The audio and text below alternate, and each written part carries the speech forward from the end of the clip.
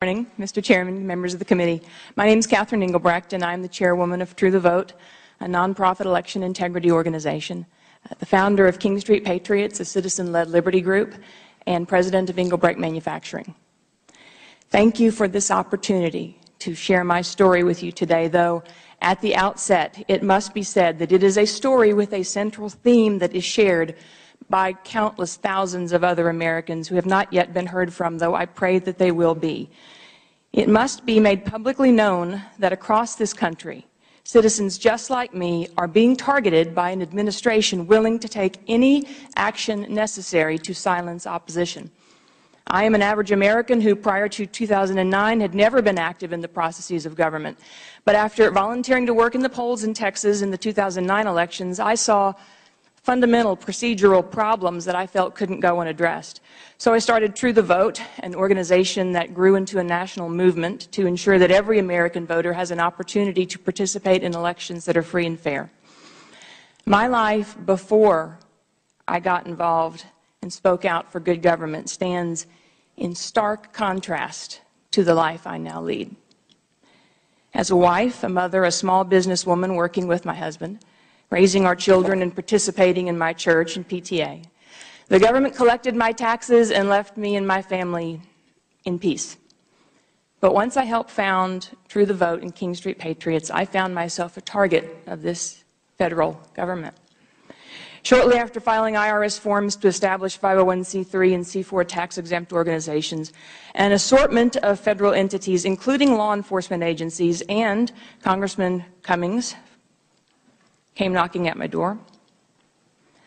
In nearly 2 decades of running our small business, my husband and I never dealt with any government agency outside of filing our annual tax returns. We'd never been audited, we'd never been investigated, but all that changed upon submitting applications for the nonprofit statuses of True the Vote and King Street. Since that filing in 2010, my private businesses, my nonprofit organizations, my family, and I have been subjected to more than 15 instances of audit or inquiry by federal agencies.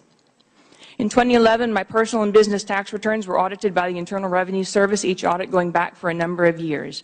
In 2012, my business was subjected to inspection by OSHA on a select occasion when neither my husband or I were present, and though the agency wrote that it found nothing serious or significant, it still issued fines in excess of $20,000.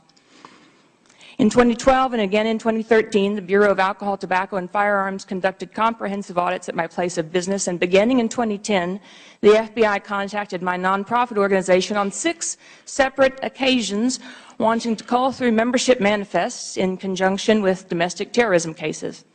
They eventually dropped all matters and have now redacted nearly all my files. All of these incursions into my affairs began after filing applications for tax exemption. There is no other remarkable event. There's no other reason to explain how, for decades, I went unnoticed, but now find myself on the receiving end of interagency coordination into and against all facets of my life, both personal and private. Bear in mind, distinguished ladies and gentlemen of this subcommittee, these events were occurring while the IRS was subjecting me to multiple rounds of abusive inquiries with requests to provide every Facebook and Twitter I'd ever posted, questions about my political aspirations and demands to know the names of groups that I'd spoken with, the content of what I'd said, and everywhere I intended to speak in the coming year. The answers to these sorts of questions are not of interest to the typical IRS analyst, but they are certainly of interest to a political machine that would put its own survival against the civil liberties of a private citizen. This government attacked me because of my political beliefs, but I refuse to be cast as a victim. Not to the IRS, not to the FBI, not to OSHA, not to the Bureau of Alcohol, Tobacco, and Firearms, or to any other government agency. I am not a victim, because a victim has no options. I do have options, and I intend to use them to the fullest extent of my capabilities. As an American citizen, I am part of a country that still believes in freedom of speech, and so I will continue to speak out. Here in Congress and all across this country, I will continue to press in every legal way possible, as I did by filing suit against the Internal Revenue Service. No American citizen should be willing to accept a government that uses its power against its own people. After all the tyranny and all the things that have been done to my organizations, to my family, and to me, many people would have quit, and Mr. Chairman, many Americans have quit. I have heard over and over that people are afraid to tell their stories. But know this. My experience at the hands of this government in the last 5 years have made me more determined ever than before to stand before you and to all of America and say that I will not retreat, I will not surrender, I will not be intimidated, and I will not ask for permission to exercise my constitutional rights. I come before you today, Mr. Chairman, on behalf of Americans just like me, asking for a solution to end this ugly chapter of political intimidation. There was a time when people of goodwill were encouraged to participate in the processes of government, not targeted because of it.